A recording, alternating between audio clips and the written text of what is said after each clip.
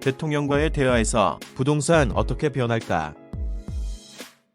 얼마 전 청와대가 진행한 대통령과 국민의 대화에선 부동산 관련 얘기가 나왔습니다. 문 대통령은 집값을 안정시키기 위해 더 강력한 규제도 꺼낼 수 있다고 말했는데요. 대통령이 직접 한 말인 만큼 시장에서도 이목이 집중되고 있습니다. 먼저 대통령은 정부는 성장률에 어려움을 겪더라도 부동산을 경제정책으로 사용하지 않겠다며 뜻을 밝혔는데, 그동안 우리나라에서 주택시장 활성화가 경제를 성장시킬 하나의 방안으로 쓰인던 것은 사실입니다.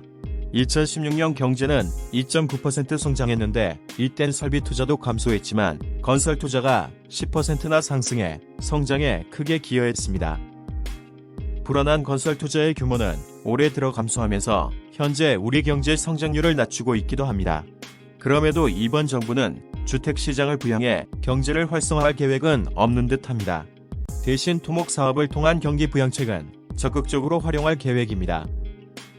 문 대통령은 서울의 고가 아파트를 중심으로 다시 부동산 가격이 상승하고 있는데 여러 방안을 가지고 있다면서 현재 방법으로 부동산 가격을 못 잡는다면 보다 강력한 여러 방안을 강구해서라도 반드시 부동산 가격을 잡겠다고 발언했는데요. 대통령 발언대로 올해 부동산 시장은 양극화 현상이 뚜렷합니다. 감정원은 주택 매매 가격을 토대로 매월 가격 지수를 발표하는데, 지난달 서울의 가격 지수는 106.7이었는데 1년 전보다 0.1 높아진 정도입니다. 1년가량 횡보하고 있는 셈인데요. 반면 강남권의 일부 아파트는 평당 1억 원을 바라볼 정도로 크게 오르고 있습니다. 대통령은 이들 고가 단지들을 대상으로 추가 규제를 할 수 있다는 원론적 발언을 한 듯합니다. 정부는 작년에 발표한 9.13 대책을 통해 고가 주택을 여러 채 소유한 사람의 세금 부담을 크게 늘렸는데, 재산세를 늘리고 양도세를 중과하고 있습니다.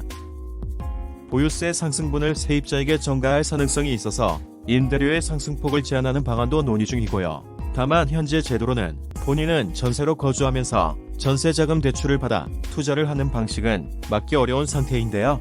이런 구체적인 사례들을 반영해 추가 정책을 내놓을 가능성은 있습니다.